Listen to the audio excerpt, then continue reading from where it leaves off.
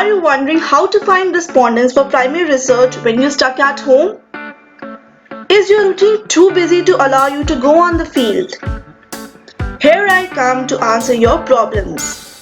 Hi guys, I'm Shivani Saxena and I bring to you 10 smart ways to do primary research from home.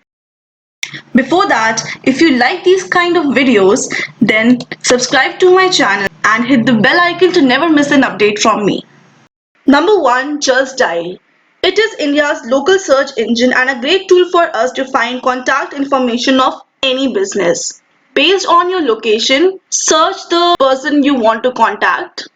Example, if you're working in the auto industry and you have a project on spare parts, so search for the spare parts dealers and you'll find a long list of all the dealers with their phone numbers. A lot of these people have even given their mobile numbers, so you need not worry about the lockdown. If you're suggesting printing of flex in your marketing budget and you need to find the cost, then you can search for the vendors and call them and ask them the cost. Similarly, if you're working in the FMCG industry, you can contact the grocery stores here. You can also look for specific retail outlets and find their contact numbers. If you want to benchmark, you can contact a wholesaler dealer and ask him about the average turnover of certain product categories, the commission that he charges, and the demand from the retailers. Number 2, India Mart. I use this website extensively for making budget and doing cost estimations. You can find cost of literally anything from pin to plane here.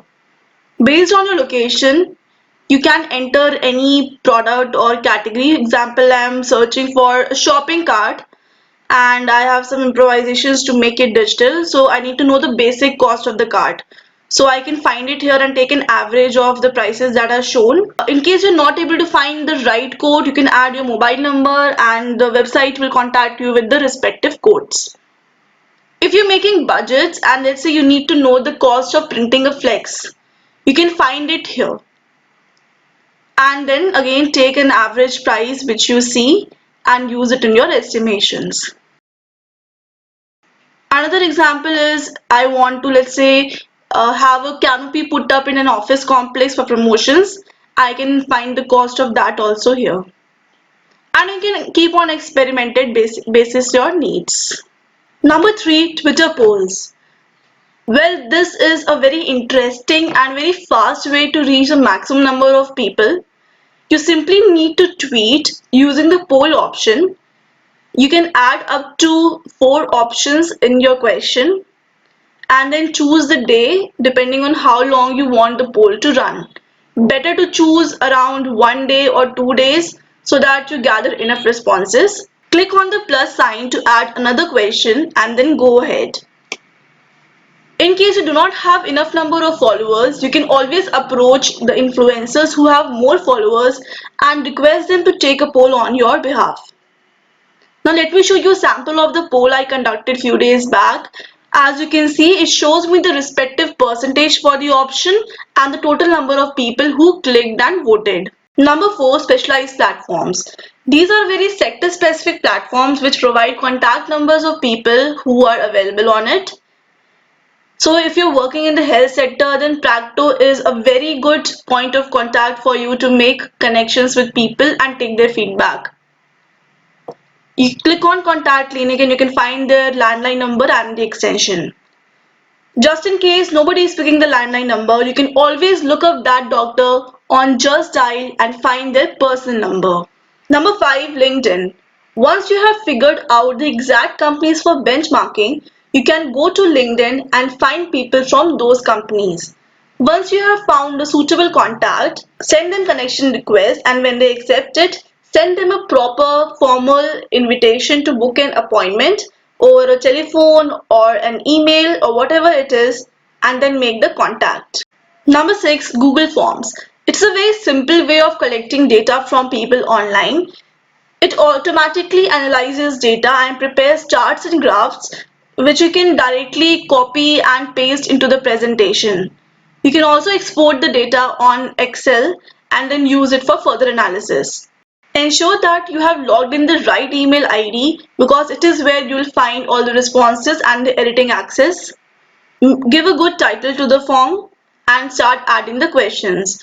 You can make the questions mandatory by turning on the required option.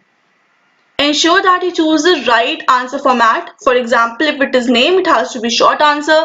If it is age, it has to be a number. Multiple choice lets you choose one of the options, and checklist can make you choose more than one option.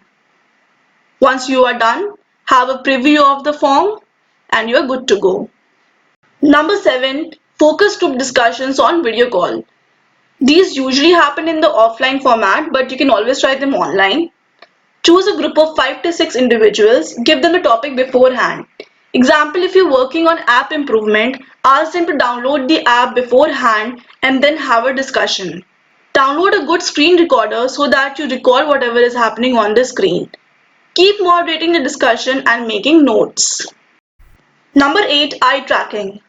This is a technique which individuals working in the designing domain can use. If you have a prototype of the new packaging or poster or store ready with you, make them sit in front of the screen and note the sequence in which they are seeing the elements of the poster or store or whatever your prototype is. Based on this data, create heat maps.